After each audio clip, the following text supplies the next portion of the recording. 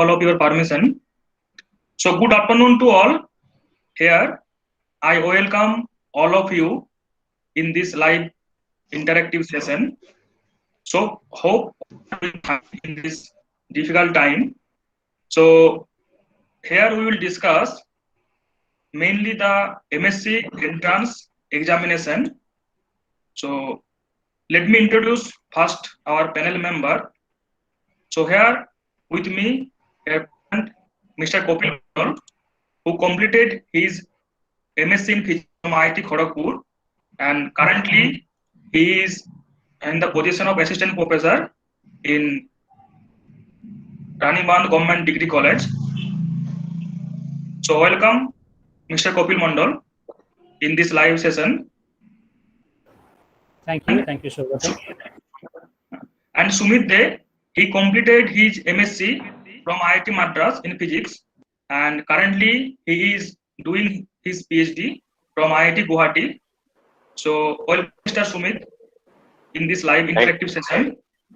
Thank you. And Kaustubh Roy, so he completed MSc from IIT Madras in Physics, and then he is in the position now APC Roy Government College, Siliguri. So along with, he is also pursuing his PhD from Niger, Bhubaneswar. So Mr. Kaustubh Roy, welcome to this live interactive session. Thank you so much, Saugata.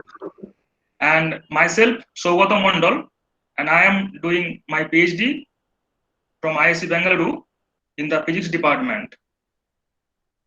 So here mainly we will discuss MSc entrance examination.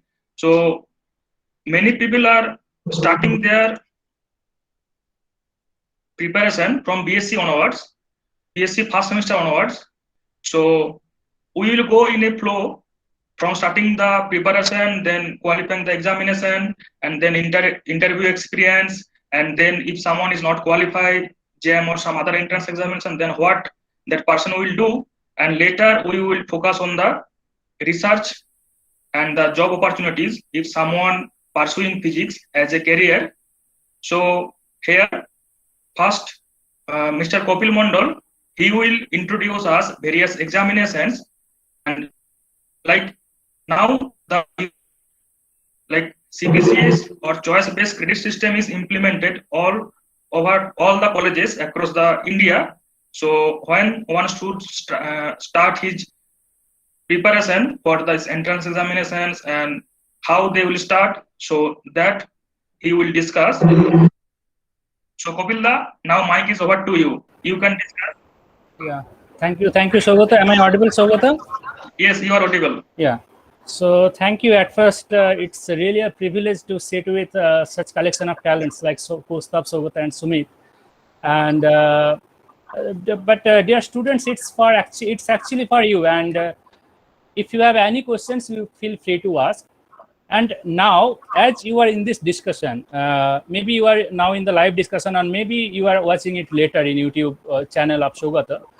But I want to tell you, as you are watching this video, whether live or later, does not matter. I already guessed that you have interest in physics and you want to build your career based on physics. Okay, that's why you are here. So we will discuss about that. And before going into details of CBCS syllabus and what should you study, and other panel members will say many things, I want to say some few things before that. At first, I have seen that many of the students are inclined to the books of which the exercises are easy. I mean, that's really a fact. So maybe that gives them a sense of satisfaction that, okay, I can do exercises of these books. So, but that will not enrich you. Okay, so maybe you have an easy book of physics of some topic maybe, and you can think that all the exercises have been done by me and I am a good student of physics. But that's really nothing. Okay, as long as you don't have harder hurdles, or as long as you are not doing the harder problems, you are not increasing your skills. So move to good books, and these things will be told by Sumit and Kaustubh in detail.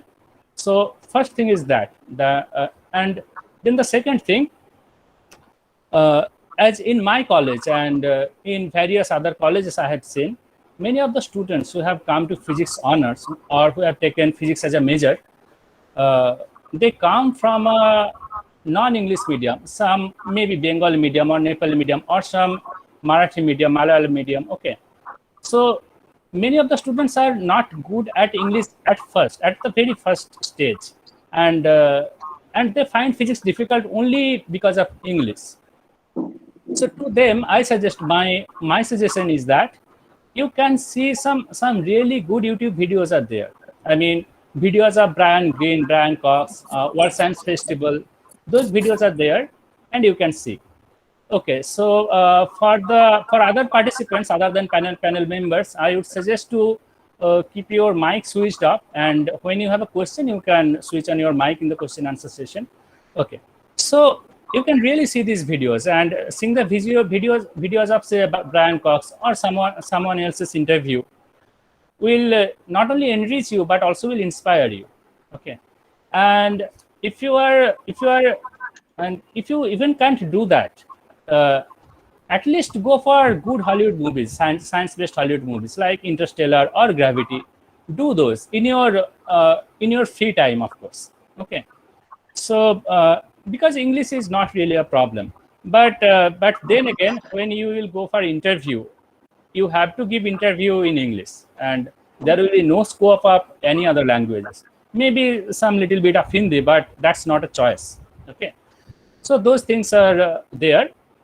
Now let me go to the CBCS syllabus. So for that, let me share my screen. Just 1 minute.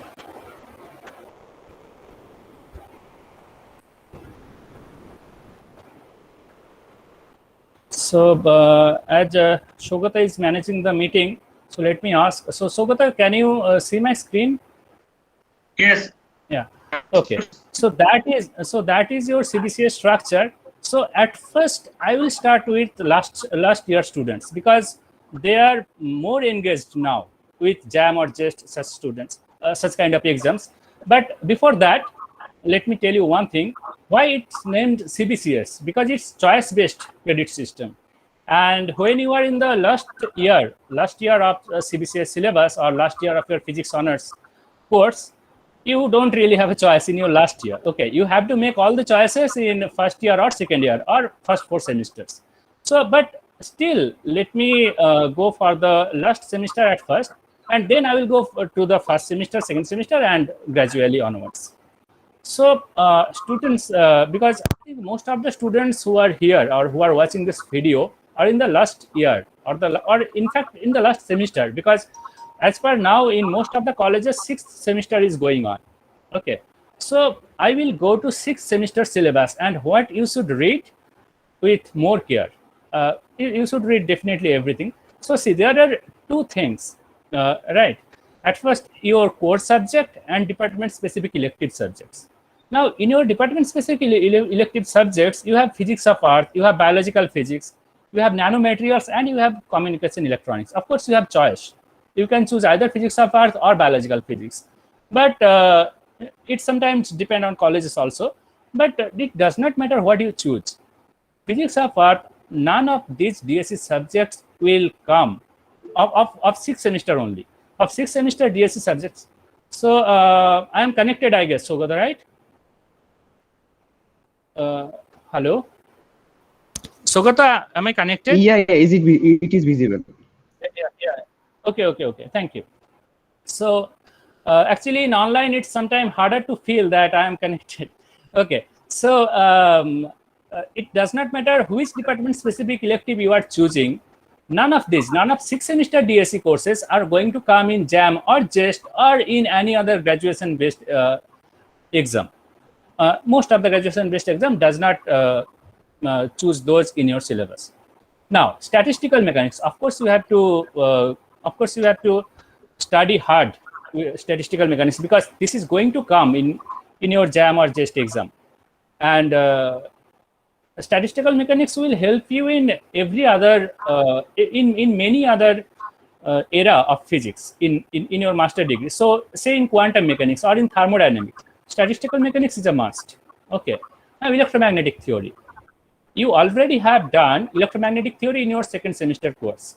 But here again, it's quite advanced electromagnetic theory. So you also should give importance to these two core courses. Okay, electromagnetic theory and statistical mechanics. Now, I am going to the first semester, and now I will gradually come upward. Okay. So now for the first semester, now here you actually have the choice because it's choice-based credit system. So the choice is that you can choose your general elective subject. You can choose it either to be chemistry or to be mathematics. Now, what to choose? That's a question of many students who ask me. So, sir, what should I choose? Should I choose chemistry or mathematics? So, a rule of thumb is that at least in what I think, I'm telling you about from my experience. Okay, so I think that there are many exams. Okay, which eligibilities are there that you should have chemistry, you should have read mathematics also and chemistry also in your graduation with physics major. So first 2 semester you should choose chemistry, and and for third and fourth semester you should choose mathematics, or you can do it either way. And but there are some other things also. For example, for IIT Mumbai, the eligibility for a certain course, certain MSc course, there are several other courses, like joint MSc PhD, integrated PhD, okay, and just MSc. So in IIT Bombay, there are, for one course, there is a eligibility like you should have 4 semester with general elective as mathematics. Okay, so you should think about those. And if you really want to do physics, if you really love physics, of course, mathematics is best choice for you. But it's good that if it's really good if you take all first 4 semesters, mathematics as a general elective. But if you want to take only 2 semesters as general elective, I will suggest that third and fourth semester are good, because the mathematics syllabus of third and fourth semesters are very much connected with mathematical physics syllabus also. Okay, so that is one thing. And now, so in first and second semester, you don't have a choice in physics. You have to read all the core subjects: mathematical physics, mechanics, electromagnetism, and wave optics. Okay. Now in third semester, you also have core subjects like mathematical physics, thermal physics, and digital systems and applications. You should read all those, and they are included in the syllabus of JAM. Okay, IIT JAM. And then comes computational physics and renewable energy. So it has a credit of 2. Okay, and you also you should definitely read it with care. Okay, but it's not in the IIT JAM syllabus. So you should make your choices accordingly. Now, semester 4 course. In semester 4 courses, there are once again core subjects. You don't have a choice here, and once again, all the core subjects are necessary for IIT JAM. And then the ACC subject, okay, specific elective. So for specific elective course, there are radiation safety and weather forecasting. But once again, these are not there in your syllabus of JAM. So make your choices. Now semester 5, it's crucial. Okay, here definitely you should read core subjects, because here quantum mechanics and solid state physics, and there are several questions are going to come in any exam, like whether you are giving JAM or JEST or NET later or any other physics exam, and in any interview, quantum mechanics is a must. Quantum mechanics and special theory of relativity, at least one question will come in interview. Okay, as far as from my experience. Now DSC subjects. Now see, here you have classical dynamics and you have advanced mathematical physics. So in classical dynamics, definitely you can take whatever you like. Okay, in classical dynamics has the course structure of classical dynamics has a bit more is bit more like the syllabus of JAM. Okay, it is not that it is also fully included in JAM. It is not that, but 1 or 2 units are there in JAM. But for advanced mathematical physics, of course, it will help you in your master degree course. So you can make your choice here. But here for department specific elective 2, here you have to be really very careful. See, here you have two choices: nuclear physics and astrophysics. Of course, astrophysics, maybe astrophysics, things like astrophysics are the top things and the main things, core things of physics maybe. And actually people know physics, I mean, people who are not in physics, who are in other streams, okay, they are attracted to physics for the terms like black hole and supernova and other, so they all come in astrophysics. But nuclear physics is a must. If you are a student of physics, you have to read nuclear physics. And also nuclear physics is totally included in your JAM syllabus. So if you are aiming for JAM or JEST, and even so in your master degree course, you definitely have to read nuclear physics. And in most of the universities or in most of the institutes, nuclear physics is a core course. You won't have a choice there. Okay. So you should choose. I can never say that you should not choose astrophysics. I cannot say that actually. But if you choose nuclear physics, I think it will be good for you.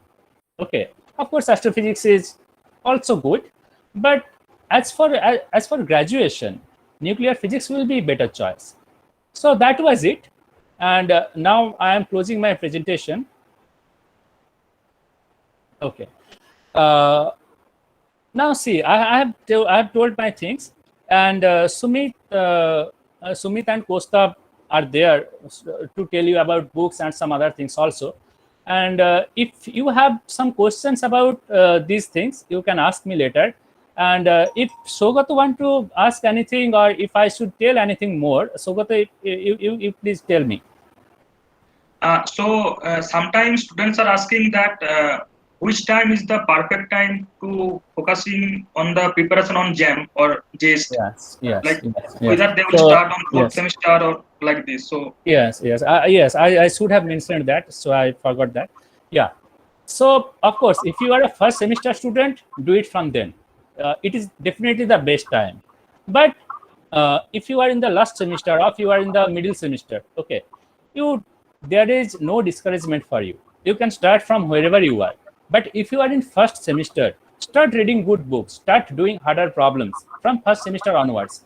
Don't wait that, okay, I have time, I have 1 year, 2 year, or 3 year time. Don't think like that, because you really have no time, because you have to increase your quality at first. Okay, it is the first thing. So start doing it from first semester.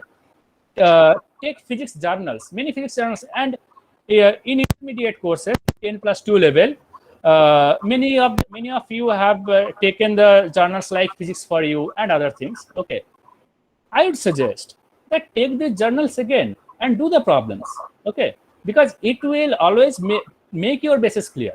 It is not that if you in graduation, it does not mean that you can do all problems from Physics for You. So take those. Okay, and but let me for 5th semester or 6th semester students. See, if you are in 5th or 6th semester, as far now, probably you are in the 6th semester. So I will tell you that I should not tell this maybe officially, but you please do, since see everything is now online, you don't have to go to college, and you have much more time now. Okay, if you had to go to college, many times are wasted now. So since you don't have to go to college, don't give much stress in department specific elective subjects. Give stress in statistical mechanics, give stress in electromagnetism, and the times you get, the free times you get, give stress on revising the subjects you have read from 1st, 2nd, 3rd, and 4th and 5th semesters. Okay, and start doing problems. So see, for 6th semester student, you cannot revise it line by line. There is not enough time for that. Start doing problems. Doing problems alone will revise in a greater way. See, reading the same book again and again does not make much sense. So do problems. Buy some book of problems. See, so books like Y.K. Lim, Sumit will tell you those. I mean, buy the book of problems and start doing those. And in internet also, there are several problems available, and old questions are available there. Start doing those. Don't revise in a way like, okay, I have read this book in first semester, let me read this book again. It really does not make sense. Start doing problems, and revising will be a byproduct then only. Okay. So that was all, Saugata. Anything else? No, as far as no any questions further, so that we will be discussed in the question and answer session in the last session. Okay. Thank you. Thank you, sir. So now you understand regarding the choice-based credit system syllabus and when to start the preparation and everything. So now you need to find the best resources to study all the materials. So in this topic, and then if you selected in JAM or JEST, then some institutes are organizing interview to select students for integrated PhD interviews. So like IIT Kanpur, IIC Bengaluru. So how you will face this interview, and like before that, which material you have to read to prepare in more detailed way. So that will be discussed by Mr. Sumit. So now, Mr. Sumit, his mic is over to you. You can tell. Okay, thank you. Saugata, am I audible? Yes, you are audible. Okay, thank you. So just I'm going to share my screen. Just tell me if the screen is visible. Okay.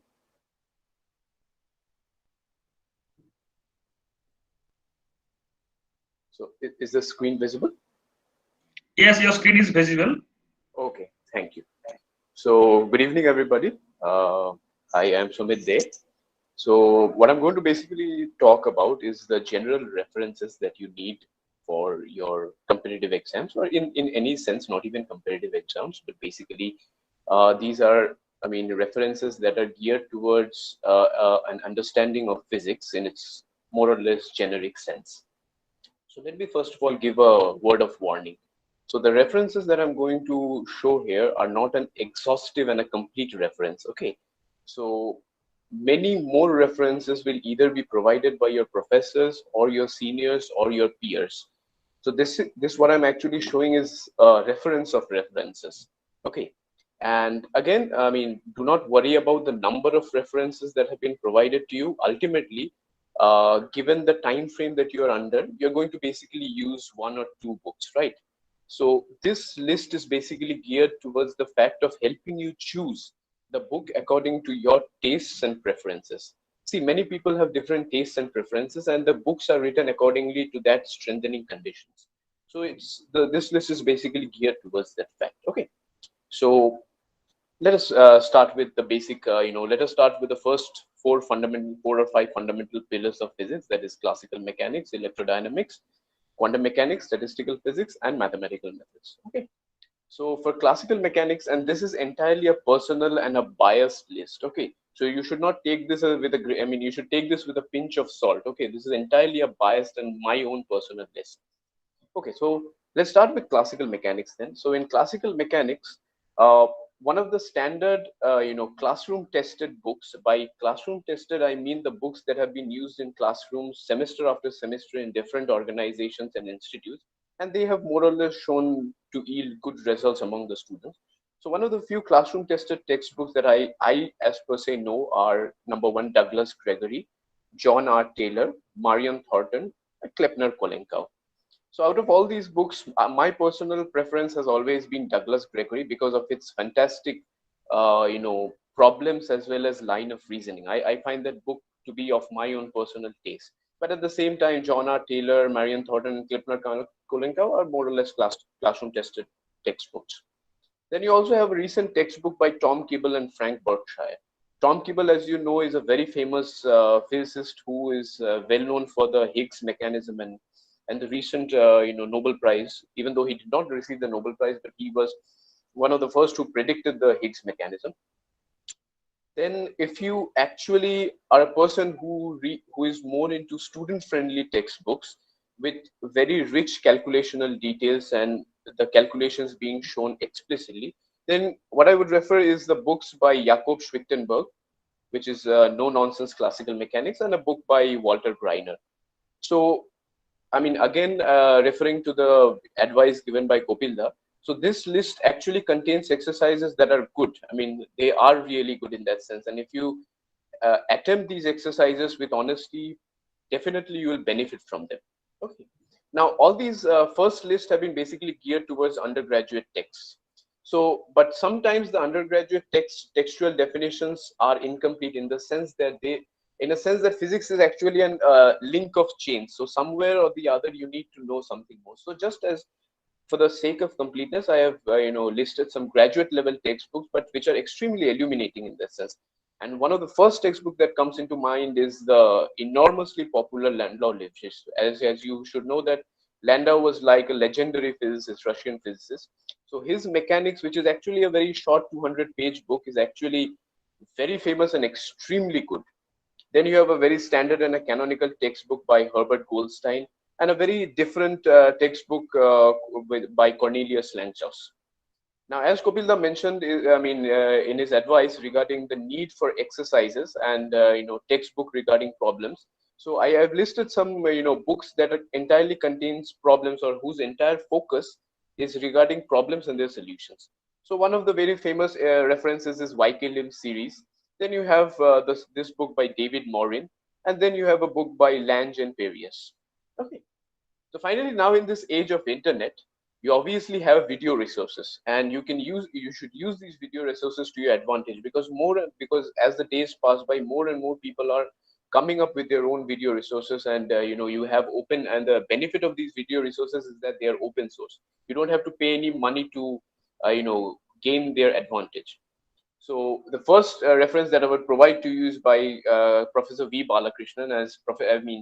If you do not know, Professor V. Balakrishnan is like an enigma in IIT Madras. He is a legendary figure, and his teaching skills and his teaching exposition is exceptionally beautiful. Exceptionally beautiful. He's like, one of my superheroes during my days in IIT Madras. Then you have a theoretical mechanics course by Professor Charudat Kadolkar, and a similar classical mechanics course by Professor Anurag Tripathi. All the three of these courses are under the NPTEL banner. So you can even find much more video lectures if you go and search the NPTEL banner or the SWAYAM open course software. Okay, great. Now this concludes my my sort of personal list on classical mechanics. Let's move on to electromagnetics then. So in electromagnetism, obviously the most popular and the most canonical choice for everybody is David J. Griffith's Introduction to Electrodynamics, and it deserves that certain praise. Number one, because it is an exceptionally beautiful and informally written textbook. It's absolutely beautiful. And there are no, I have hardly yet to find a second opinion who hasn't liked Introduction to Electrodynamics by David J. Griffiths. Further references are this Electricity and Magnetism in the Berkeley series by Edward M. Purcell. Edward M. Purcell is a Nobel Prize winning physicist, and his book, even though does not contain that much of information by as that of Griffiths, but his book is exceptionally clear and very much of well motivated. Then there are again standard canonical textbooks, textbooks that have been classroom tested.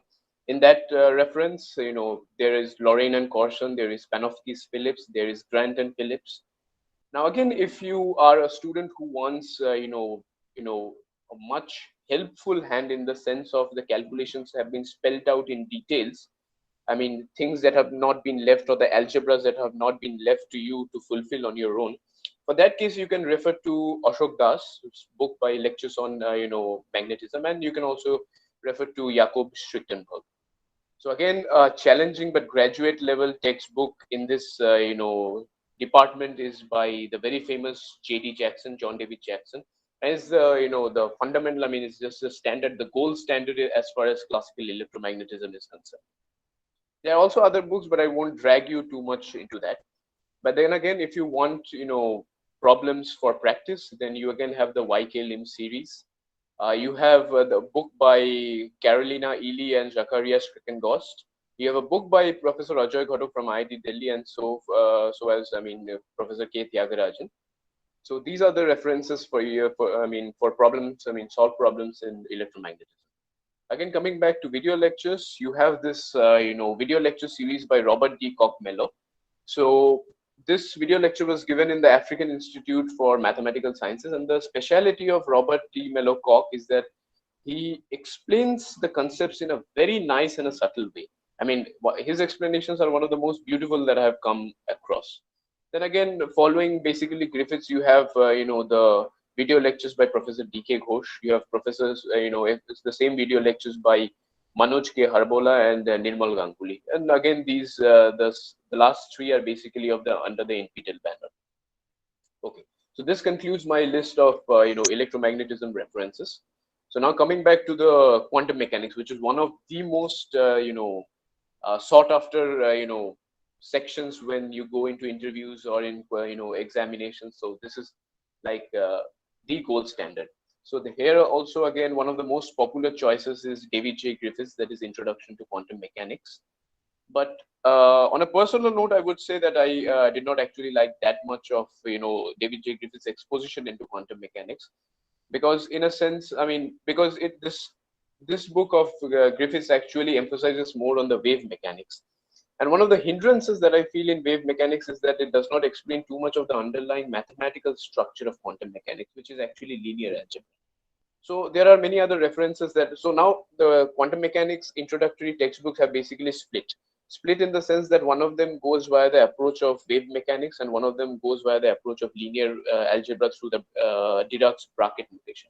So this reference list contains both of them, that is, I mean, one of them can go by the bracket notation of linear algebra and one of them can go by the wave mechanics approach. So again, standard classroom tested textbooks in that respect are David H. McIntyre, which is one of the books that I personally loved actually. Then there is a very famous book by John H. Townsend and Richard Lieboff. I mean, in India, P.M. Matthews was in probably the University of Chennai, and he was actually a legendary figure in the circles of the Chennai University, as far as I correctly remember. So he has a textbook on quantum mechanics. Now, similarly, if you're a person who wants to visualize quantum mechanics, who wants to see the real part and the imaginary part of the wave function evolving in time or evolving in space, then I would suggest this book by Sigmund Brand and Diamond, hence Dieter Diamond, which is actually the picture book on quantum mechanics, and it actually has a vivid, it has many pictures on wave functions and quantum mechanics and how their evolution occurs both in time as well as in space. Then you again have a very standard reference by Stephen Gasiorowicz. And then you have a introductory textbook by A.C. Phillips, which comes under the Manchester Physics series. Now, one of the benefits of this Manchester Physics series is that it is very student friendly and written in a very simple language in that sense. Okay, then you have a book by Jean-Louis Basdevant and Jean Dalibard, and these are basically French authors, and the French authors actually have their own type of exposition. I personally found these two books by these two French authors very nice, which was one that is the quantum mechanics, that is the theoretical part, and the second part was the quantum mechanical solver, which dealt with the applications of quantum mechanics to modern aspects of physics. Okay, some of the the classics and the graduate level textbook is by Paul Adrien Maurice Dirac, who is one of the founding fathers of quantum mechanics, and his book called The Principle of Quantum Mechanics. I mean, when I was in my undergraduation, I was told by my professors that this is one book that you should keep beside your bed while sleeping. This is actually a holy Bible in quantum mechanics. I mean, you have to read this if you want to study quantum mechanics. Then you have graduate level textbook by R. Shankar and a very famous textbook by J.J. Sakurai, and equally famous book on quantum mechanics by Eugene Merschbacher. Similarly, if you want solved problems, then you have books by Leonardo Angelini, Anton Z. Capri, and Victor Galitsky. Now, in this sense, Victor Galitsky, as you might anticipate, is a Russian author, and the Russians are masters at mathematics and integration and those kinds of stuff. So Victor Galitsky's book of problem question and answer actually contains something like 700 plus, solved questions and answers for quantum mechanics, and it's well worth exploring that book. Again, if you want to go ahead to video resources and video lectures and resources, then you have the video lecture by Professor V. Balakrishnan, which I would very strongly encourage you guys to look through and listen. Because Professor Balakrishnan's teaching style and teaching exposition is exceptionally beautiful. Then there you have very undergraduate geared, quantum mechanics video lectures by Professor Barton Zweibach from MIT. And his video lectures are also very detailed and very to the point. So you have two video lectures, Quantum Mechanics 1 and Quantum Mechanics 2 by Barton Zweibach, which you can follow. Similarly, you have under the NPTEL courses, video lectures by Professor S. Lakshmi Bala, Professor Pichai Ramadevi, and Professor Ajoy Kato. So this concludes this references on quantum mechanics. Now comes the thermodynamics and statistical physics part. First of all, let me deal with the thermodynamics part. And the thermodynamics part, one of the very fantastic and very beautiful books that I have, I have had the privilege to read, is actually by Zemensky-Dickman. It's called Heat and Thermodynamics. Then you have one of the very famous masters having written a book on thermodynamics called Enrico Fermi. I mean, you guys must have known the name of Enrico Fermi. Then coming back to both thermal physics as well as statistical physics, there are very standard and very well classroom tested books by Kittel and Kroemer. Then you have a book by Schroeder. Then you have a book by Stephen Blundell and Catherine Blundell. Then you have a book by Ralph Bailyn. And then you have a very famous book by Frederick Rife. For an introductory course, I can also recommend you this book by Daniel Amit and Yosef Verbin. This book by Daniel Amit actually contains very nice problems as well as the solutions. And Daniel Amit is actually a very well-known field theorist who has applied his knowledge in field theory to, condensed matter physics and statistical physics. So he's actually a very well-known figure in our, physics community. For the graduate level courses, you have books by Patria, BL, Kersen Huang. Then you have books by Mehran Carter. And if you want a graduate exposition to thermodynamics, then obviously Herbert Callan is the preferred choice. For solved problems, again, you have the YK Lim series. Then you have the book by Shakhes and Zihar, which is actually very hard to pronounce. But if you just type this book in Amazon or even in Google, you will find this book. Then you have a book of problems and problems and answers by P.T. Landsberg. It's not a book by P.T. Landsberg. It's actually a book edited by P.T. Landsberg. Okay. And finally, coming to the video lecture resources, you have under the NPTEL banner, you have basically a statistical mechanics course by Professor Ashwin Choi. Then under the Middle Eastern Technical University open course, where you have a video lecture series by Professor Mehmet Tomak.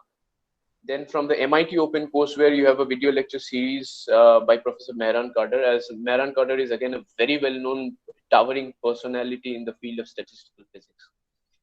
And then again, you have an equally well-known famous person, John Preskill. He also has an introductory, video lecture on statistical mechanics. Okay, so this completes the thermodynamics and the StatMech part references. So regarding mathematical methods, so again, one of the very famous classroom tested textbooks that have been, used for many years are Riley Hobson Benz, Arfken Weber, Mary L. Boas, Matthews and Walker. One of the new modern textbooks that have come into the picture regarding this resource for mathematical methods is by Sadri Hassani. Then you have the textbook by Alexander Atlas and John Delft. One of the books that I personally used was by Katie Tang. It's a 3-volume book called Mathematical Methods for Engineers and Scientists. Then you have the book by H.K. Das. And finally, you have a very recent book by Professor V. Balakrishnan from IIT Madras. And I will definitely suggest this book because of its enormous beauty in, exposition. It's an absolute masterpiece. Like I'll tell you that within a very short span of time, it actually became a bestseller in Amazon. It has been so well written. I mean, there are heavy chances that you will fall in love with this book. But okay, that's my own personal opinion. And regarding the classics, you have a very famous textbook by 2-volume textbook by Hilbert and Courant. Hilbert, as you know, is one of the major founding fathers of mathematics, mathematical, machineries in the 20th century. He was one of the most famous personalities in the 20th century mathematical circle. So video lectures, you have under the NPTEL courses, lecture courses by Professor Samudra Roy, Professor Aditya Sharma, and then you have a video lecture series by Professor V. Balakrishnan again from IIT Madras. But even though it is not too much of, geared towards undergraduate, but still I would request you to have a look at it. Then under the ICTP banner, you have mathematical methods by Professor K.S. Narayan, and then you have a mathematical methods video course by Professor Alex Flournoy. So this completes my mathematical methods reference list. So finally going over to condensed matter physics. Condensed matter physics, again, one of the very standard textbooks that have been always referenced is by Charles Kittle, Ashcroft and Mermin, A.J. Decker, and there are books by S.O. Pillai, Puri and Babbar.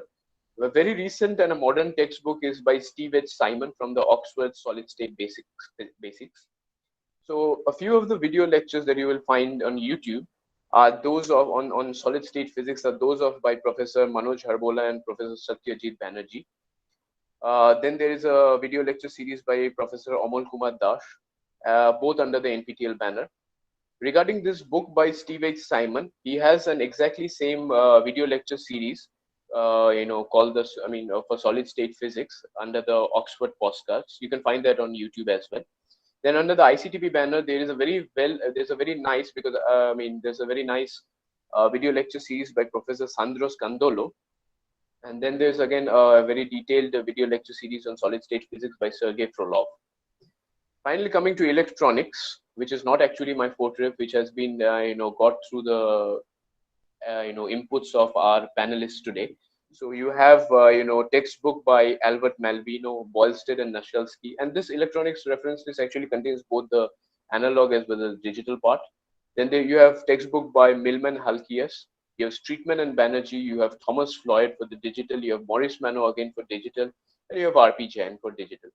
Regarding video lectures on YouTube series, you have you have a very well nice electronics video lecture course by Professor T.S. Natarajan. Then there is a video lecture series by D.C. Dubey, Mahesh Patil, Pradeep Mandal, and Shouril Broto Chatterjee. Then you have a digital electronic course by Professor S. Srinivasan, another digital electronics course by Professor Gautam Shah and Shantanu Chattopadhyay. All of these courses, as you can see, are under the NPTEL banner. So finally, coming back to the last topics, which is optics, for which I cannot suggest right now any video resources, but one of the few resources for books, classroom tested textbooks, are by Professor Ajoy Ghotok, Eugene Hecht and Ganesan, by Jenkins and White, and then there's Brijulal Subramaniam textbook on optics. So finally, let me conclude this reference list by some general classics. I mean, these are some specific to their own topics, but then you have the outstanding. Outstanding would even be a very short word to describe. You have the phenomenal Feynman lectures on physics, and these are 3-volume textbooks. And personally, I still haven't completed all the textbooks, but it's still a shame if a person who is graduating or completing his PhD hasn't read the Feynman lectures in their completion. So I would highly recommend the Feynman lectures of physics, because Feynman was like a towering personality in physics. His brilliance was more or less unmatched. Then you have the very famous 6-volume series by Professor Arnold Sommerfeld. Okay, so this concludes my discussion on references with whatever I have. So I'll close my presentation mode. Okay, so am I visible now? Okay. Okay, so if you give me some time, so I'd like to talk about the interviews, because once you have cracked your competitive exams, then the next logical step is to get admitted. But before getting admitted, some of the places require you to go, to have an interview. So regarding interview, my own personal experience has been going for an integrated PhD interview for IIT Kanpur. In fact, if you want to apply for integrated a PhD, that is MSc plus a PhD in after completing your BSc, then obviously you have to go through via giving an interview. So one of my own personal experience was giving an interview at IIT Kanpur, which I failed miserably. But that failure will help me tell you some of the pitfalls that I encountered. Okay, so number one, which Kopilda mentioned, is that you should not think English of as your hurdle. see, the professors of the interview are not there to test your English proficiency. Or not, they are not there to test your English knowledge, but they are there to test your understanding. So your physics understanding should be solid, but your English can be in broken words even so. That does not matter. Nobody is there to test your English. So do not get worried if your English is not up to the mark. Okay. Number one pitfall that I would like to point out to you is that of stage fright, because I had a peculiar stage fright, because that was my first interview. And let me share a personal story. When I was being interviewed, the professors actually asked me to solve for the time independent Schrodinger equation in most probably it was the delta function, in a delta function potential well. So I started going to the board and started writing out the time independent Schrodinger equation. But because of my stage fright, I actually missed the Laplacian part, the Laplacian or the del square del x square if it was in one dimension. So basically I wrote minus of h bar square by 2m plus of v of x acting upon psi of x is equals to e psi. So I mean, that kind of impression which I made to the interview actually looks very bad. And that was purely because of my stage fright, because I was very nervous because that was my first interview. So the first thing that I want to point out is that please try to avoid any stage fright. Be calm and composed. I mean, it's very easy to say, but the whole mantra is that do not be afraid. But it's actually easier said than done. Okay. So you have to cultivate this habit of eliminating stage fear, and and you should cultivate this habit from now itself. I mean, how do you do that? You can ask your friends, you can ask your professors in college to quiz you, to interview you, to have some mock interviews, so that that initial stage fright goes away. So that would be one of my suggestions. Then when you're being asked questions, do not try to answer the questions absolutely immediately. Just take your time to think. Nobody is going to rush you. Nobody is going to expect answers from you immediately. If necessary, for example, you can ask the professor to, whether you would like to take some time out, whether you would like to take some time to think. And 99% of the cases, the professors or the interviewee will give you the time to think. So during that time, you can compose yourself, think of the answer, and then give the answer. What it will do as a benefit is that you will have a much more measured response to the question. You will not just you should not immediately jump to conclusions, because there are many things and many subtle concepts that you can actually miss. Okay, so the next thing that I would like to tell you again through a personal story is that the professors actually do not test the breadth of your knowledge. They actually test the depth of your understanding. So what they are actually after is your understanding, and not how much do you know. So whatever you know, if you know it good enough, more or less they will be, I mean, it's generally the case that they will be impressed. Like, I'll tell you a personal history again in that sense. So during my interview in IIT Kanpur, I was asked to solve a certain quantum mechanics problem. And just to show off my knowledge, during that time, somehow or the other, I had learned quantum mechanics through bracket notation, because during our time there wasn't this approach of quantum mechanics through linear algebra and bracket notation. So I tried to show off my knowledge, but during showing off my knowledge, what I did was I mixed up those two pictures and I horribly fumbled. So I got the physics entirely wrong just because of showing my trying to show my depth, I mean the breadth of my knowledge. So the professors actually told me that it is not the breadth of the knowledge that matters. It's actually the depth of the knowledge that you have, the depth of your understanding. Okay. So, and finally, keep your composure, speak up and speak your mind. Okay. Do not worry too much. You should be calm and composed. And for that, that's the only advice that I would give is that you give as many mock interviews as you want before going to the interview. Be strong and speak up your mind. That's all. So this is all that I have to say. I probably took more time than expected, so sorry for that if I have bored with you. If you want the references, the detailed list of references, Shogoto will add them. Shogoto will provide the logistics for that. Okay. So, Shogoto, any questions, anything? No, as far as that references of the books that I will add in the description of this video. And if someone wants any book, we will try to provide the PDF copy of this book. And if someone is not finding the link of NPTEL or some MIT open courses, the video link that we also provide, if someone is not finding. So that's the experience shared by Mr. Sumit in his experience in IIT Kanpur. Like few institute like IISc Bengaluru also asking for an interview when they are when students are applying for integrated PhD after pass out BSc course, and they can also come like after qualifying JAM, JEST, and there is another option called KVPY.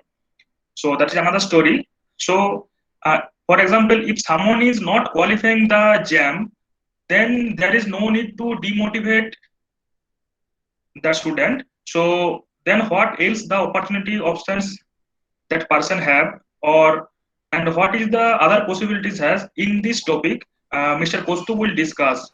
So Kostu, mic is open to you. You Okay, can so discuss now. good evening to everyone. I think I am audible to all.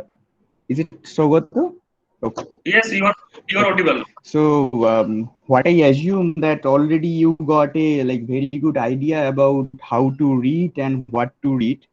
So now let's consider the case that, for example, because these are the competitive examinations. So when you go for write the examination, in the examination day, somehow you like horribly fail, or you did not able to attend the questions, or something happened to you. So you got very like low marks and etc. and you failed. So that scenario can also come, because when you are actually preparing for something, the probability is there that you can be a successful one, or you can be actually fail. And at the same time also, because not only JAM, there are examination like JEST, by which you can actually go for integrated PhD in different research institutes. So let's say you, for after the qualifying in the JEST examination, you will go for the interview. They will again actually select you via this interview process. And at the interview also actually matters that how you are performing on that particular day. So overall, I'm considering a case that some one of you, or I don't know, like you become fail. So what will be the next perspective? So looking at your current choice-based syllabus, that is the CBCS syllabus, that what I actually personally find that the syllabus is actually well-reached one. It's something like if you want to go for competitive examinations after your MSc, you are actually well prepared in your BSc days. So for example, if you have gone through your each of the individual topics like classical mechanics, quantum mechanics, and you have thoroughly learned this thing, then you are actually prepared for your next step. So what about the next step? Let me clarify this part. So next step means you think like those who qualified in the BSc level entrance examination, they will go in the premier institutes in India, and they will basically learn their, they will pursue their masters there. But for example, I assume that you fail, and then you have the option like you got opportunity to pursue your MSc in university level. And I will recommend, highly recommend you actually that you go for that. Don't wait for another year and just waste your year, and then again you apply for this JAM and JEST. I will not actually recommend this thing to you, because unnecessarily you will lose your 1 year. So what I will say, you look for further. So after masters also, there are examinations like GATE, NET, and as well as kind of JEST. Again, the JEST examination, because JEST examination you can give in BSc level as well as in the masters level. Obviously, the questions will be different, but the examination is same. So what will be the possibility if you qualify this examination like GATE, JEST, or NET? So then you actually eligible for, if you qualify these examinations, you are eligible for the PhD in different institutes, different research institutes. And what I assume that you all are actually very much interested upon physics, and you want to pursue your career in that particular direction. Then if you are doing masters, then we can assume that you will go for PhD. So in that particular case, you look for those examinations. You have already prepared for your BSc in your BSc days. You have the kind of level of understanding how to prepare for examination. Use your past experience and then go for like NET, JEST, and GATE examinations. And to tell about this examination, just for your information, now in recent time, I think in the last year itself, what the GATE examination eligibility criteria, they actually changed. Now, what you guys can do that, maybe let's say you are in your third year, final year of your BSc, you are eligible to apply for GATE. And if you can qualify the examination, the GATE examination, so it's something like you are ready. So you have the eligibility, you have qualified the GATE, then after completing your MSc, you will directly apply for for PhD in different IITs. So this is the new new eligibility criteria they have added in GATE. But for NET examinations, so NET examinations, what is there is like when you are in like first year or first sem of your masters, so you are eligible for that. And NET happens twice in a year. So once it will happen sometime in June, and the second one will happen sometime in December. So I assume you, let's say you are now in the final year, so it's now kind of June month. Then the coming December, so just after like 4-5 months, you are actually eligible for NET, and you can actually go for that examination. So if you are prepared for like JAM and JEST kind of examination, you are actually looking farther. So you can prepare yourself in this way. And also one more thing, that if you can qualify the NET examination, not only you are eligible for PhD, you are eligible for this kind of different kind of job in different colleges and even some of the universities, because the minimum eligibility requirement for the assistant professor job is like you need to qualify the NET examination with your masters. That's the minimum qualification. And definitely maximum, there is no upper cap, but minimum qualification is something like this. So again, so I'm talking about basically GATE and NET. Apart from that again, there is kind of JEST. So what JEST do? You can basically, let's say you qualified your JEST examination in final year of your MSc. Then again, with your JEST rank, you can apply for different institutes for PhD. Now you will apply for PhD, because when in BSc days, you will apply for integrated PhD, but after masters, you will go for PhD. And then you will apply for that, and they will take the interview, and upon your performance at the interview day, they will basically select you.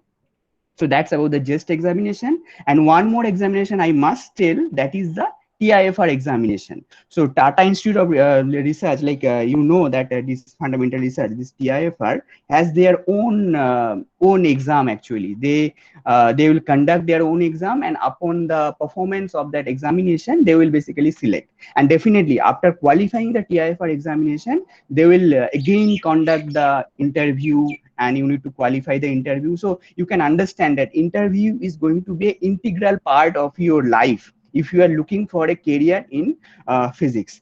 So that's why whatever has Sumit just now told to you, you should be think upon those words, because those are not like simple words. Those has some meaning in your life if you are looking for your career in physics.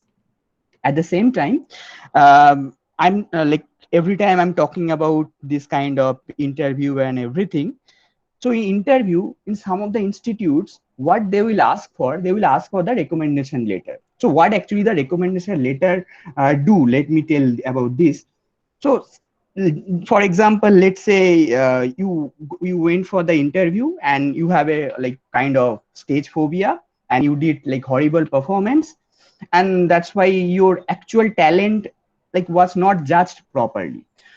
To minimize this kind of situation, what many institute does, that they will ask for the recommendation letter. So recommendation letter you need to collect from some of your teachers. Maybe if you are in masters, you will look for your recommendation letter from your university professors, or if you are in college level, then you will look for the recommendation letter from the college faculty members. But what is very much important, that from whom you are actually taking your recommendation letter, that is very much important. So for example, just now the Sumit also told very big names, and kind of like Professor Balakrishnan, and then like we have heard of, because we were in IIT Madras, and there we like actually like was very much lucky that we could have like we learned from them, these professors. So for example, if you can like can get your recommendation letter from these big professors, for example, like you just assume one case that you got a recommendation letter from this kind of big names. So what will actually help those recommendation letters when you go for the interview, when the interview like panelist, whoever will be there, they will see the letter and they will understand that this person has the capability and he knows very good physics, he knows actually. So then it will help you, during the interview. So just for example, you are in the college level, like in some of the college in West Bengal, or if you are in university in some of the like local universities.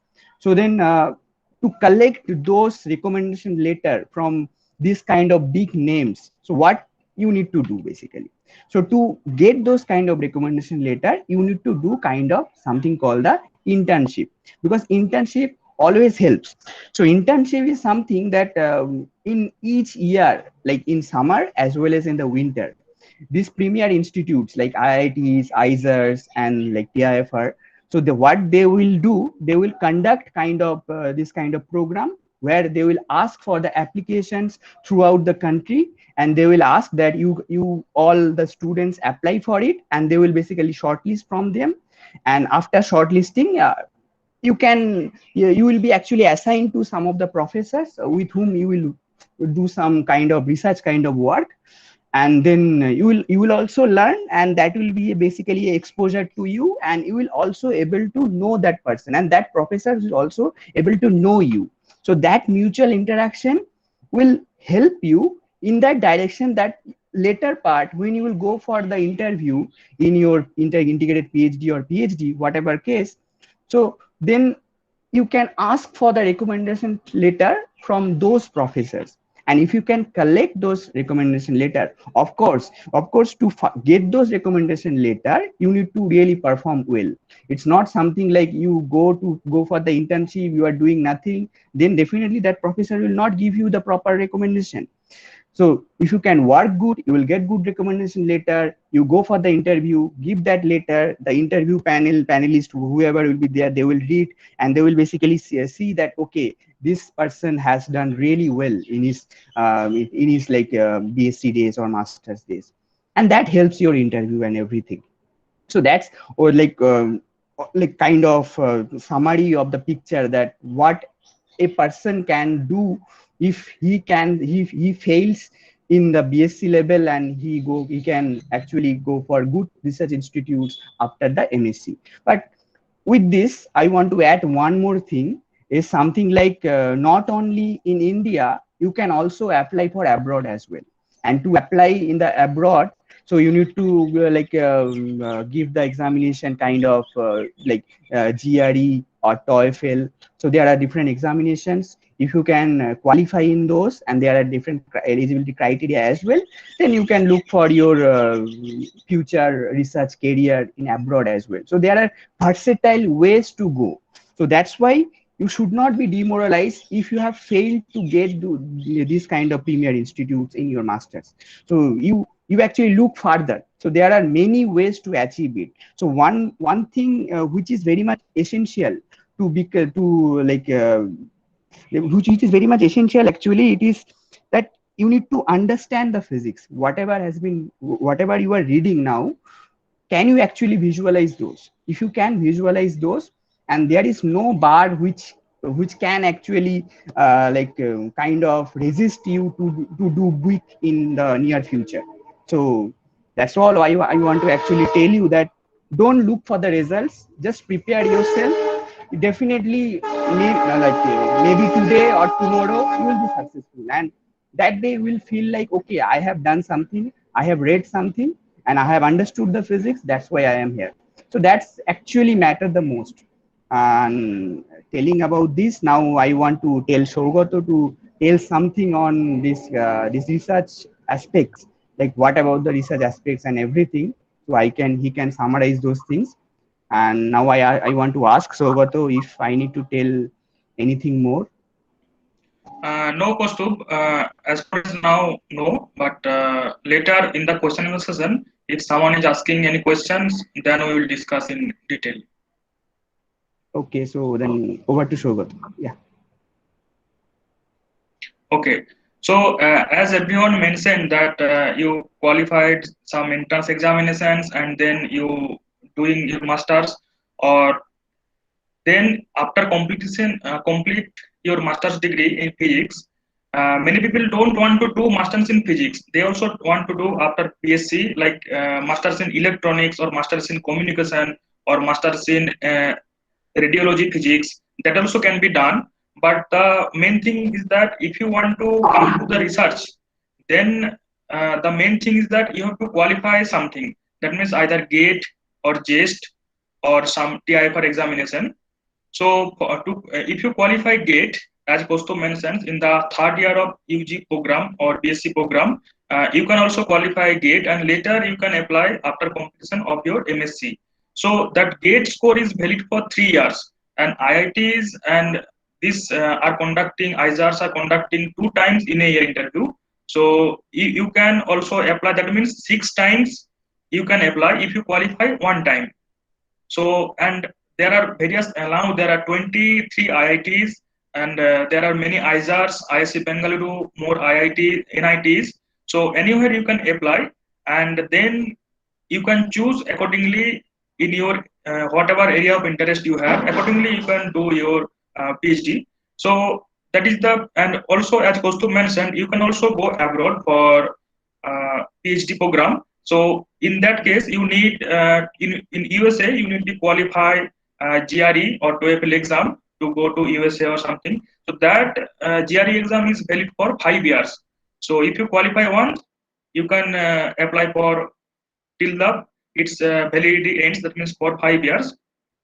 And accordingly, as Kaustubh mentioned, if you want to apply in foreign universities, you need at least 3 recommendations. So accordingly, actually they are more giving values in the recommendation, because sometimes what happen, in the interview time they cannot judge you. So that's why what they need some recommendations from their professors, so that they can tell something about the students. So that is the research opportunities if one can pursue in his career in research.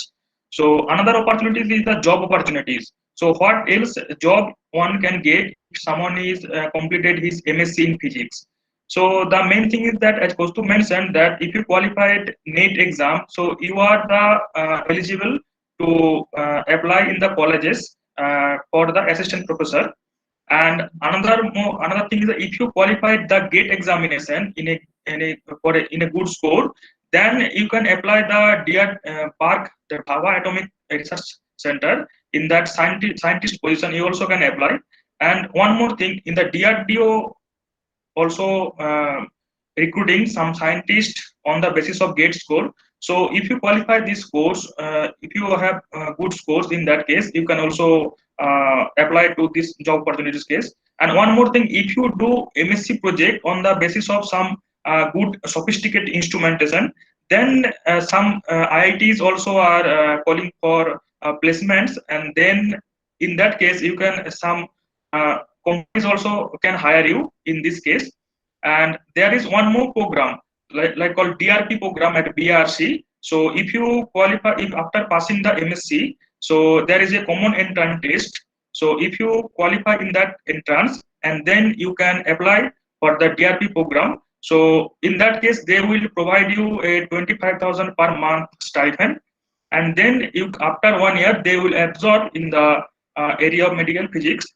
So that is the there are and one more opportunities is the going to the industries. So in the PhD, if you have good device fabrication ability and good communication skill, and if you have more data analysis power, then you can go to the industries level as well.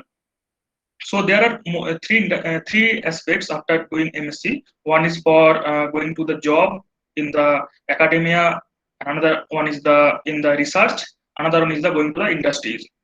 So there is no need to worry. So always you will find a way, and hope you will do the best in future. So now I am ending my discussion here, and now we will go the question and answer sessions. So if you have any doubts, any queries, you can raise your hand or you can write in the chat box so that we can discuss in detail regarding your questions or queries.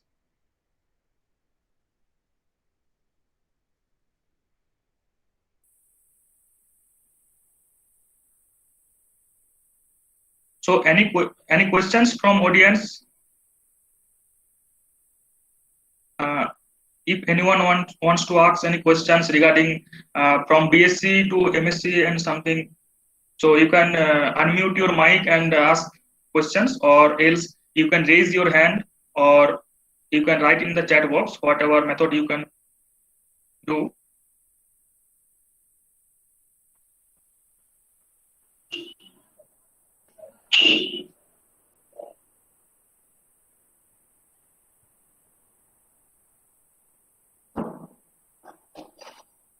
Okay, one more questions from Deepta Banerjee. Tell something about internship. I don't know about it.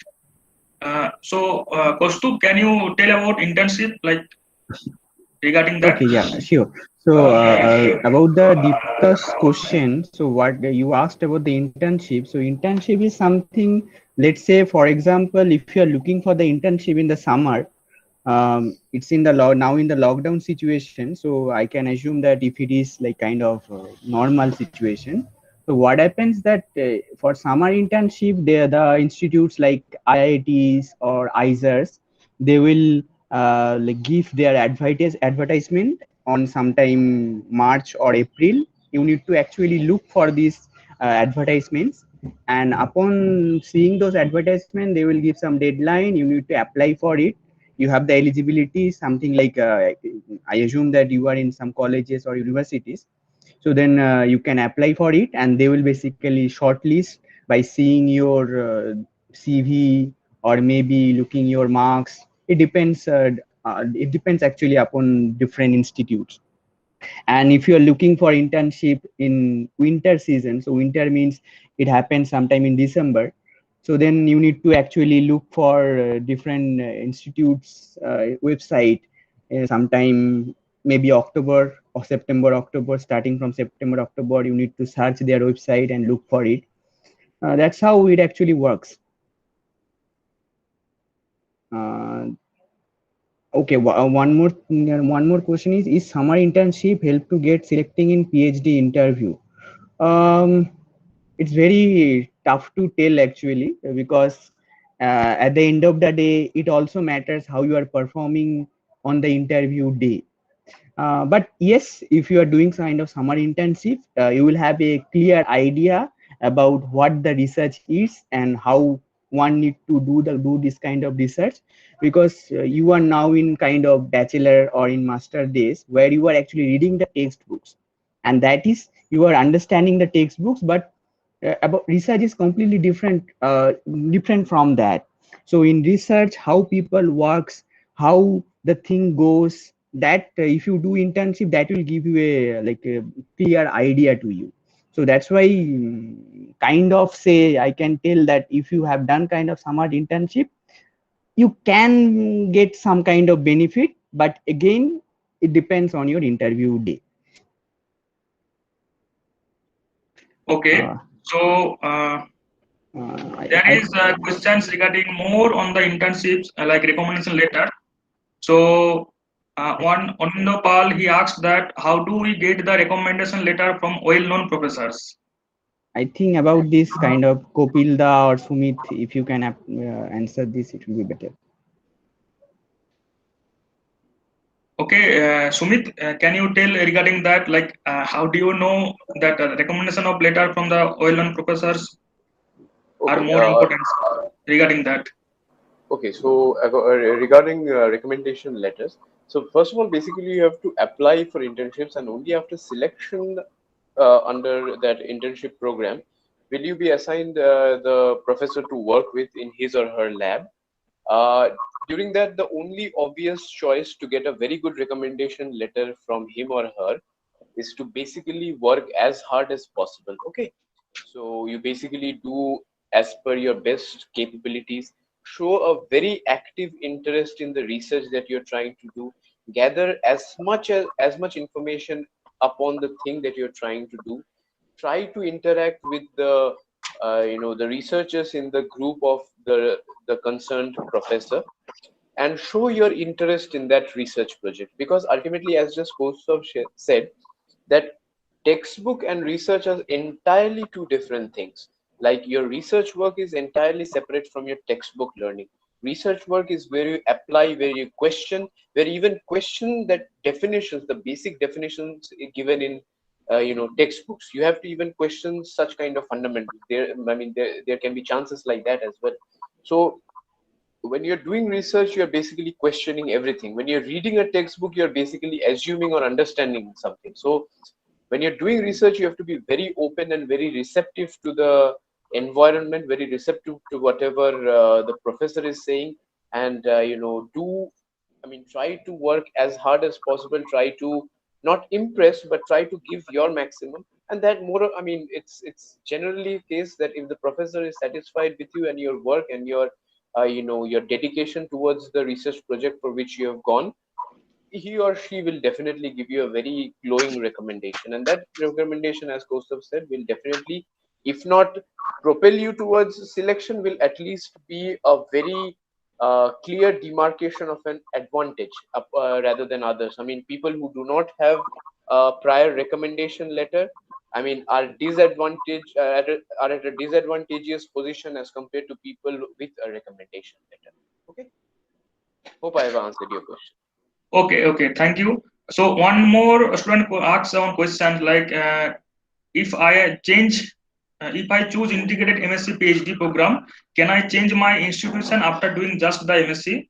I think I can answer these questions because some institutes are their post structure like joint MSc PhD, and some are integrated MSc PhD program. Like for example, IIT Kharagpur is preferring joint MSc PhD program. So here, if you want to stay after MSc, you can stay. Otherwise, if you want to quit or exit after MSc and you want to join some other institute for PhD program, you can join there. But in some other institute, like for example, IISc Bengaluru or some IIT Kanpur, where there are MSc PhD or integrated PhD programs are available. So there you have to submit one MSc thesis. Along with you have to work 6 more months more or 1 year more. And after that, if you want to exit from this MSc PhD program, then you can exit from MSc PhD program. Otherwise, you can continue MSc PhD program. There is one more question. According to your experience, which degree is best, integrated PhD or PhD? So, Professor Kopil, can you answer this question? Yes, so that's really odd kind of question, but still it's a question. See, it's not that you should choose integrated PhD or PhD. The matter is that whether you are interested in physics, whether you are interested in research or not. If you are really interested in research and if you really want to do some good work in physics, okay, as Sumit said, if you really want to question the very basics of physics, okay, so then you can go for PhD or you can go for IPhD. That they both are same. Now, if you are really motivated, go for IPhD definitely. If you are starting it from MSc, because if you are going for integrated, for example, if you are in IISER Kolkata, let's say, okay, if you are in IISER Kolkata, your integrated PhD topic will more or less be selected from your MSc project, and you will start working from there on. Okay. And if you are choosing integrated PhD, you see, time span is also a thing. Okay, if you are starting your PhD after MSc, at first getting the PhD, going for the interviews, these hurdles are there. Okay, if you are going for integrated PhD, you don't have to go with these hurdles. But one more thing is that if you are if you have done up to MSc, you have done your MSc project and other things. Now in PhD, you are getting a whole new subject, a whole new problem defined by your guide or maybe defined by you. Now you are starting working. But in integrated PhD, you have started working for that for MSc only. Okay. And so definitely, if you are doing well, if you are doing really well research, your integrated PhD time span for your integrated PhD will be less compared to PhD. So definitely, if you are motivated, if you are strongly motivated in physics, go for IPhD. And if you are really thinking that maybe I can quit after MSc, then definitely you should go for PhD. Then you should not think about integrated PhD. As Saugata also said, see, in Isaac, as I am from Isaac Kolkata, also initially my PhD was from Isaac Kolkata. So in Isaac Kolkata, you up to 2019, there is a rule that you can quit integrated PhD and you can go to some other institution. But that was only a rule. Okay. What happens, as you have already learned, that recommendation letters are very important. It's a practical fact. It's from my own experience that if you quit after integrated PhD, there is a very, very low chance that you will get recommendation letter from this institution, from the professors of these institutions. Okay. And one more question is there. Hope I have answered that question. One more question is there, which Saugata may have skipped from, may have not seen, from Umadas, that is it necessary to take coaching for competitive exam?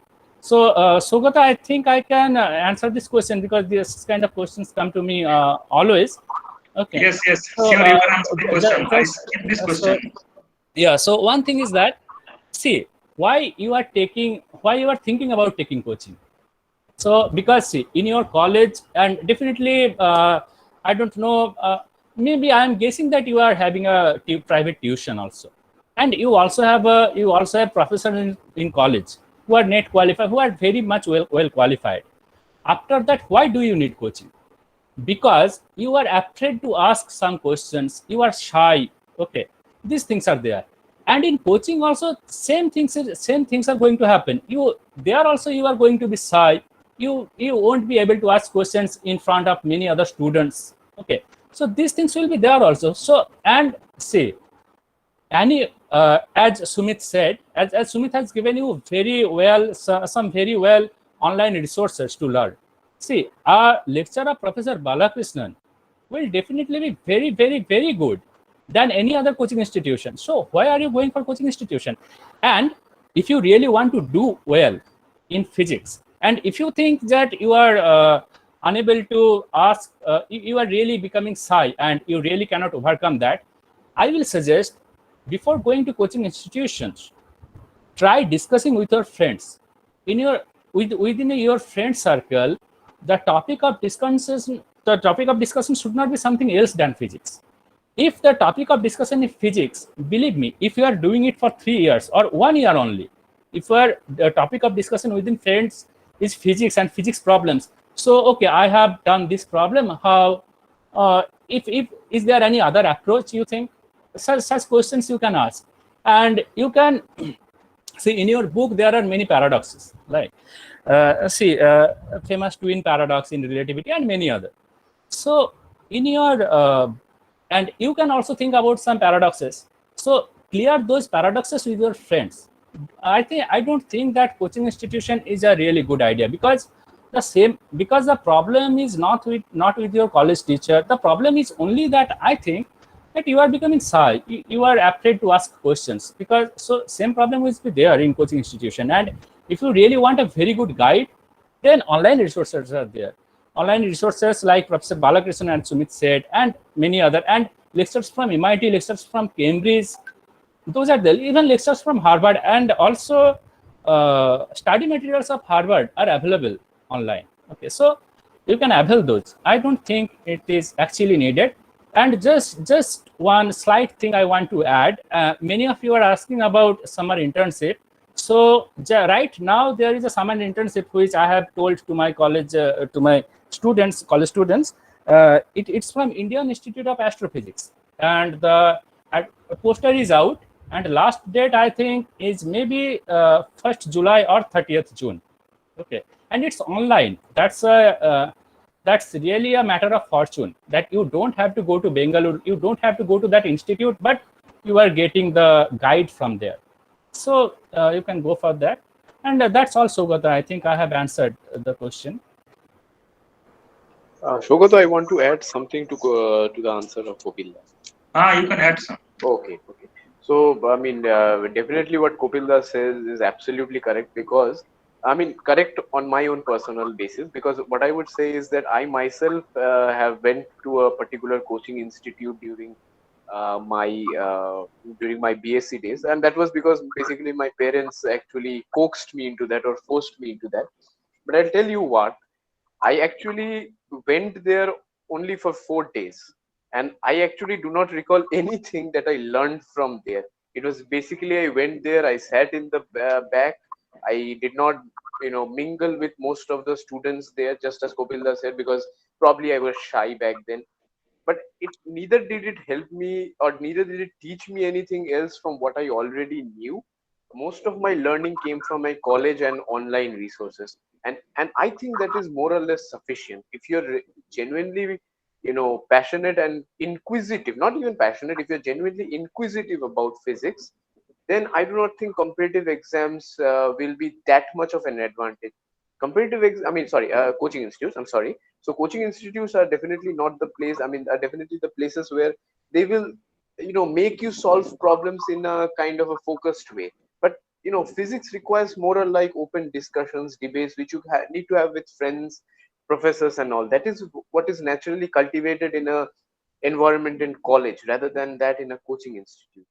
So personally, for me, I have not had the least, shred of benefit from my days in the coaching institute. So that is what I would like to add. But that is again a personal choice. If you want, you can. If you don't want, I mean, it's good enough for you. There are ample resources out there that are entirely free, which you can avail of to sharpen your knowledge in physics, or at least to expand your knowledge in physics. Yes, Orit Mondol, your hand was raised, and your question was: Are there any PSUs hired physics guys based on GATE physics score after MSc physics? Actually, there is no direct hiring as far as I know. But if you have a good score, you can apply for that BRC scientist, and there is a one more scientist position in DRDO. So there are two more positions in DRDO and BRC, where you can apply for this GATE score. So as you have already GATE score, so there is no need to give any other examinations. So then you have to just go for interview, and then you can get the position if you performing well in that interview. So these are the two good options in the after if you have good scores. And there is as I told, after MSc, if you have good score and if you qualify the common entrance test, then you go for BRC Center for Diploma in Radiological Physics. So from there, they will absorb in the medical physics. So I don't know any other PSUs hiring directly or not. So if any other knows from the panel, so they can tell like direct recruitment from the basis of GATE score. As far as I know, there is no. One thing is there. ONGC is hiring from GATE score. It actually they are not hiring.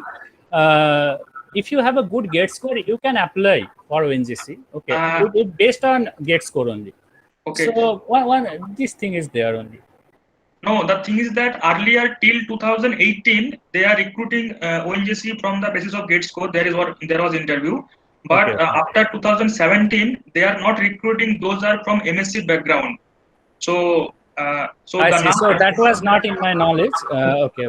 Thank you. So now criteria was changed. So if you have MSc in electronics or some other criteria, so then you can apply for ONGC. So and after interview, if you good perform interview, then they will hire you. So the next question is me the roadmap to study abroad with less financial support. Okay. So the thing is that I can tell about USA and Canada and Europe in these three abroad position for PhD. So the thing is that if you go for USA, So you need to qualify those examinations, that GRE and unit recommendation. And if you have publications or some research experience in MSc, that will be good. But thing is that if you go to the abroad in USA, that in USA the main financial aid was from the teaching assistantship. And if you go to the in Europe, so the most of the financial support from where you are getting is for the funding of the professors or some project. So these two I can tell in Europe and USA. So if you need more, if you want to know more things, then you can send us email, and later after then we will reply to you regarding that. So now next questions. What about doing MSc from NIT? Procedure for admission. Okay, so that procedure is same for as for IITs, ISAs, and everything. So and the NITs, there is a if you qualify the GATE exam,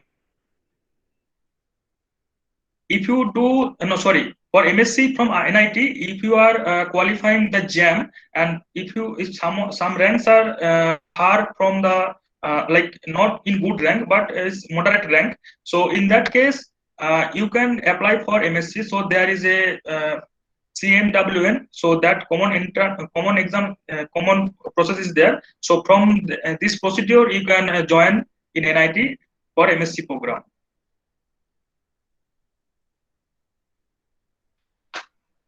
Now next question is Suman Chakaldar. Sir, do you choose our research papers or it is given by institute or professors? So Sumit, can you answer this question? Sure. So, just hold on once. Yeah. So when basically you get inside, a research institute, it's actually kind of a, in a sense, it's a multi-valued answer here actually. For example, if you're already, in collaboration with the professor, and for example, you already know the background, of the professor while applying, and you get under that professor, then obviously, I mean, you have an idea of the area of the research work of the professor. And then given and once you get involved into the research, then obviously it's not just one research paper that you have to read. It's actually multiple, hundreds or probably thousands of research papers that you have to browse through, in a given year or given 5 years of research work. So it's actually, you're on a daily basis, you're actually skimming through research papers, you're reading research papers. But I mean, if your question is directed, I'm not pretty sure about what your question is directed to. I mean, it's, do we choose your research, or do you mean by do you choose your research papers? I mean, the area of the research, I mean, if you're asking specifically for the area of the research, then sometimes it can be chosen beforehand, because you know the professor and you know the group of the professor. Or either way, if for example, if you get you successfully get via a competitive exam into a particular research institute, or a technical institute like IIT, in that sense, research institute like IIT as well, then it's basically again a matter of a fight, in that sense, a fight in this sense that you have to go to the professors of your choice or the fields in which you are interested. And it's not just you, but there will be many other people who will be applying applying to that particular professor under whom you want to work. So now there will be in a sense, a struggle, and you have to prove your worthiness over the other. You have to prove your worthiness over your own competitors, over your own colleagues or batchmates. So if your question is regarding research work, then obviously it is it can be pre-decided, No, or it can. Sumit, he mentioned that area of research.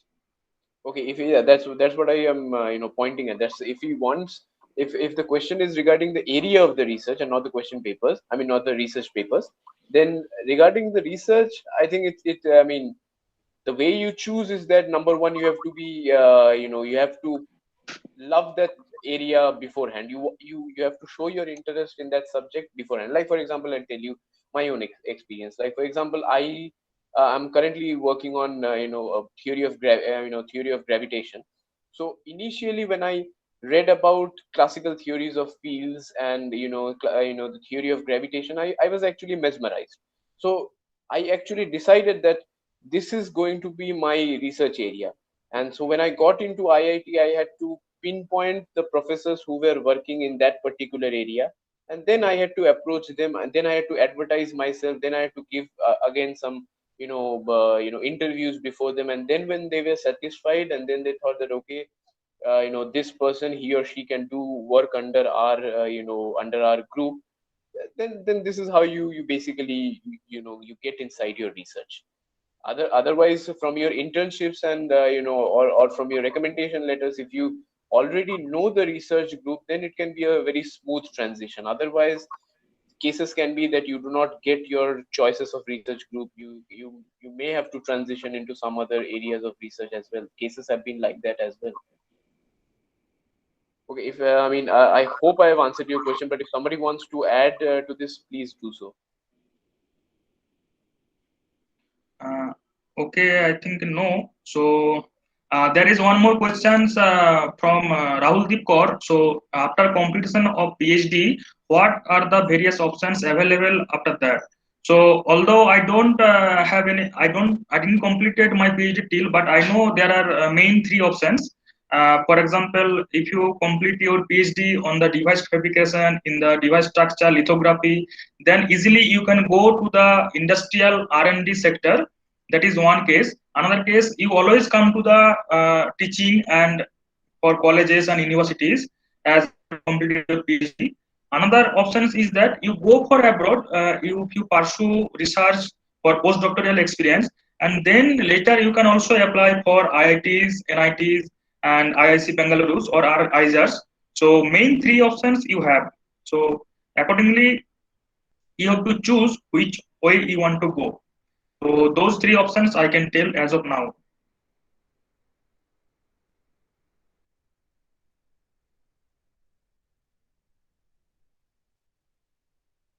Is there any questions? In the chat box there is no more questions.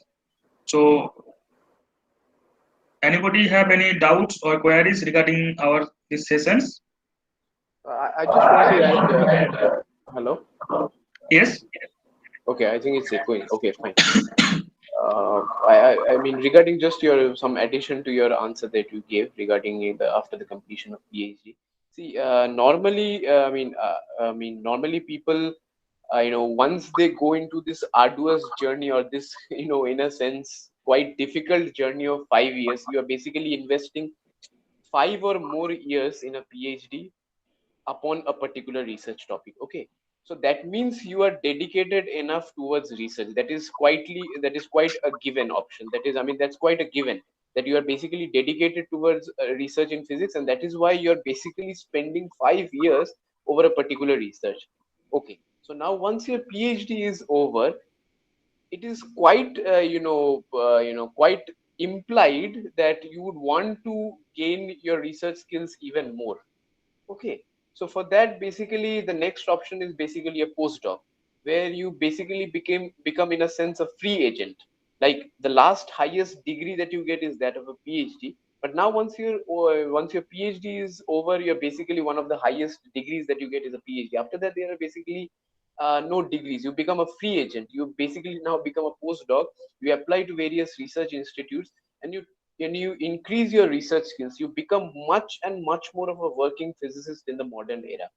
I mean, that's the I mean, if you're not interested in industry, then obviously your sole aim should be in research. And how do you do that? You basically proceed over to postdocs. That is, you increase your research skills, and after that, once you have completed your postdoc, then you can apply as faculty positions in research institutes or central universities, where you can you can perform these duties of research and teaching as well as hand in hand. Okay, so that's what I wanted to add. Okay, so now the question is, what are the subjects in which we can do specialization in MSc? So Professor Kopil, can you answer this? Yes, I think I can. So see, it's not like what should you choose for specialization in MSc. It's not something really I can tell. Okay, because as you are here, I guess you have taken physics as your major because you are interested in physics. So in a similar way, the branch of physics or the special courses in which you are interested, as Sumit said, that classical theory of fields or gravitation is more interesting to Sumit. Okay, maybe for Shogota something else, maybe for Kostab something else, and maybe for me I like something else. Okay, so if I like, so see, if I like condensed matter physics, and if I am going for electronics specialization, it's definitely not a good choice for me. But once again, if I am a totally electronics lover, and if I am going for specialization for nuclear physics, that's also not a good choice. So it's totally upon what you think, what encourages you more into physics. In your research area, what you want to explore, it depends. And also see, when you will go for your PhD interview, they will ask you that what was your MSc specialization. Now if you are going for astrophysics, so if you want to do your PhD in astrophysics, and if you are giving interview there, and they are asking that what was your specialization, and you are saying that my specialization was condensed matter physics, and that's not really a good impression. Okay, so if you want to do PhD in astrophysics, try to take specialization in astrophysics. But then again, you don't have all the choices in every institutions. Okay, but try to be inclined with your choice, try to be inclined with what you like. Okay, after that, definitely the boundaries that your institution have, you have to stay with that. If your institution is having only 4 subjects as specialization, definitely you have to choose from those. And if there are some criterias like your marks or something else, definitely you have to go through this. But as you are asking that what you should take as specialization, I am supposing that it's a general question. So definitely the part of physics that interests you, you should take specialization on that subject only. So that was also Gautam. I think I have answered the question. Okay, thank you. And next question is, am I eligible to be an assistant professor of a college after MSc? If yes, then what are the procedure to apply for? I think I can answer this question. So you have to qualify NET examination. So for college, the minimum eligibility criteria, obviously there is no upper cap. You can have PhD, you can have postdoc, etc. But if you are more interested in teaching in colleges, so after MSc, if you qualify NET examinations, then you can apply for assistant professor in colleges through some public service commissions or college service commission websites. So that's the answer of this question. So I want to add just one thing to that question. Okay. If there is some student that who have not qualified in NET, and in West Bengal at least, I don't know about other states or about central situation. In West Bengal, there is a exam for polytechnic colleges. Okay, in polytechnic colleges, the eligibility, the essential eligibility is not that you have to qualify NET. If you are only MSc qualified with minimum says, I don't know about this properly, maybe it's 55% or 60% marks in MSc, you are eligible to apply for assistant professor in polytechnic colleges. Okay, and one more thing is there, though this is the least choice, this definitely the least choice, but at least you should know, you should never get demoralized. That's why I'm saying that. Okay, but you should not think of this as a real choice. In engineering colleges, okay, of course polytechnic is also an engineering college. In private engineering colleges, you can I mean, they are hiring people from physics, many people in physics without NET. If they have not qualified NET, they are going. Actually, I know 2 of my friends who have not qualified NET, and they are in private engineering colleges as faculty, and they are not getting a bad salary. Okay, so definitely if you are asking for a job, you are, so in private engineering colleges also, if you don't have NET, you are getting salaries like say 35,000 something like that. Okay, so that was an option also. Polytechnic colleges, and that's a government college. Okay, so under West Bengal Public Service Commission, polytechnic colleges, you don't have to qualify NET as a essential eligibility. So that was also Gautam. Okay, without NET also, if you qualified state eligibility examination, then also you can eligible for assistant professors. So that is also one thing I can add. So now from Somati Mukherjee, what should be the main motivation for cracking any exam like JAM? So that's what we discussed in whole discussion. So the main motivation was you have to read and you have to solve the questions. So I think, in my opinion, if you solve more and more questions, and if you solve more previous year questions, and if you focus on your studies uh, in the regarding this according to the JAM syllabus or JEST syllabus, something. And main things I would suggest that if you solve more and more questions regarding, like as Sumit suggested, lot of problem solving books and lot of resources in NPTEL video. So in that case, if you read more and more and if you solve more and more questions, I think you can crack exam like JAM.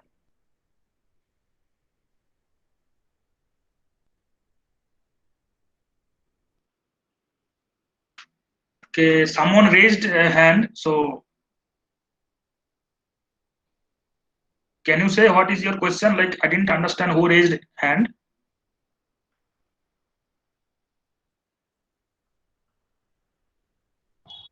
Yeah, Arindam Ghosh raised the hand, so you can ask the question or you can write in the chat box as well. Orindam, can you say your questions or queries, or you can write in the chat box?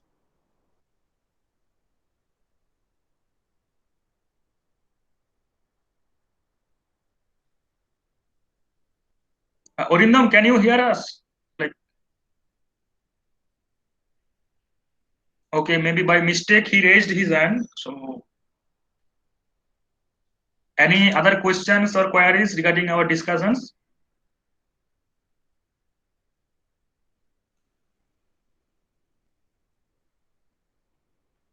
I hope no, because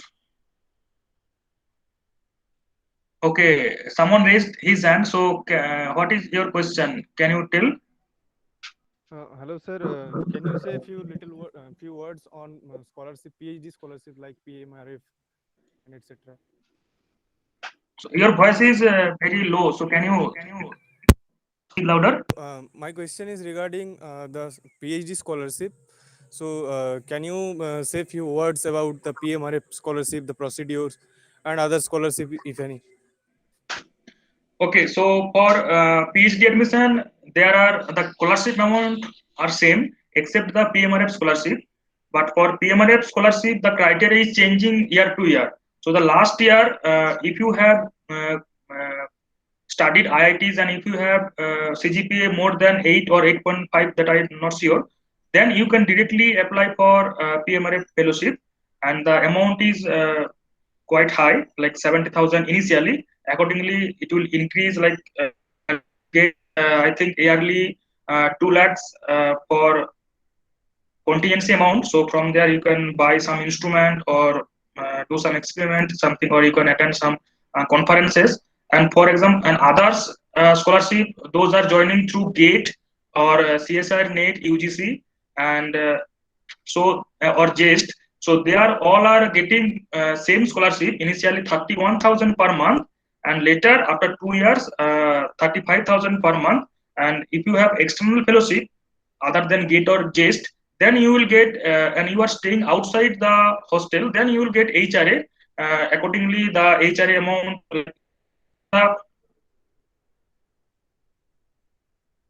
it's depend on the this it's depend on the metro city where the institute is located. So accordingly, your HRA amount will vary. And for PMRA, like last time, what happened? Like due to the COVID pandemic, so they asked for a proposal. So, and there is a committee like each year one institute is organizing some PMRF this scheme, and then that institute is organizing a committee, and then from you have interview. Last time there was no interview, and you are asked that submit a proposal. Accordingly, you will be selected in PMRF. But I think in the next time you have to face the interview and you have to write the proposal as well. So that's the PMRF fellowship. Yeah, one more thing I just want to add here that about the Inspire scholarship. So if you are a Inspire scholar, like you got the Inspire scholarship in your college days, so what you can do basically after completing your MSc, you can apply for PhD with your Inspire certificate or scholarship, whatever you say. Then you are also eligible. So I just want to add this. Okay, and then one more question that I did not able to get IIT in my masters. So then it is good to take admission in NIT, or I have to take gap and prepare again for JAM. So Professor Kopil, can you answer this question? Yes, so as Kostav already mentioned, that you should not waste any time after graduation. You should not waste one more year to get chance in IIT. And if I have to be honest, if I have to be totally honest with you, there are also, of course, I hope and I definitely wish that you get chance in IIT in the next JAM if you are wishing to. But there is at least certain chance are there, at least maybe a minimum chance that you won't get chance once again in NIT. But that really does not matter. If you are getting chance in NIT, that is good as well. Okay. And another thing is there, I want to tell you that just one example. I won't take names, okay. But when I was doing my MSc from IIT Kharagpur, from my senior batch, one of my senior was there, and he was really good in physics, and his CGPA was like 9 point something, okay. And for us, as he was our senior, he was a master of all the subjects we were reading then. And for us, he was like God say, okay. So he knows everything in physics, and in problem solving, he's also best. Now, he did not get NET in all 4 semesters, okay. But after MSc, once again he had given the NET examination, and then he ranked 5 in NET. So it really does not matter, and your goal is not to read from IIT. That should not be your goal. Your goal is to study physics and to be established based on physics and doing physics research. So and if you are really thinking for job, your aim should be to be qualified in NET. So this 1 year you take for your MSc and you take for your preparation for NET. Don't waste this year, as Kostav said very well. Don't waste any time for the fascination of IIT, because they all are well-learned professors if you are comparing NIT with IIT, I don't really think there is really much difference. Okay, so that was it, Saugata. Okay, so there is one question: what is the difference between get chance at IIT after 12 and get chance after basic JAM? So the main thing is that you will admitted in the BTech course after 12 through JEE Advanced, and after MSc you will join in the MSc program. So that is the main difference. So if you want, the main thing is that if you want to apply in abroad or somewhere, so as you did BTech or 4 years UG course, then it is very useful to apply, because in abroad they are considering this as a UG program, because this is a 4 years course, and then you can get easily to the abroad. There is a chance. Or one more thing, if you do BTech and then directly you can apply MTech as well, you can go to the PhD program. But if you do MSc, then also you can go after MSc, you can go for MTech and go to the PhD program. So those are the main differences between if you join. But getting chance in JEE Advanced is more difficult than the getting chance in PhD JAM. So that was the answer. So any more questions or queries from the audience?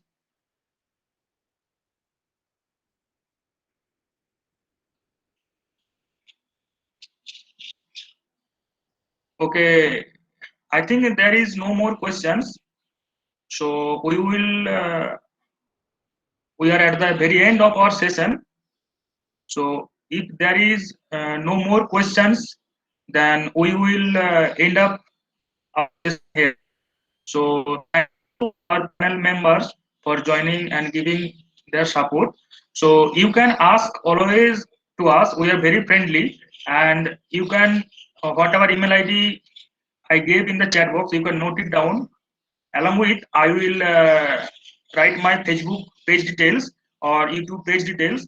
From there, you can ask any questions. If you need any resources, if you need any PDF copy of the books, or if you have any, if you need any support, we will try our best regarding that. So thank you again for everyone to joining us. In future, if you we will do in some more sessions like this. So in that future sessions, if you have any problems which you cannot able to solve alone, so here also we will discuss with our panel member later. So thank you everyone again.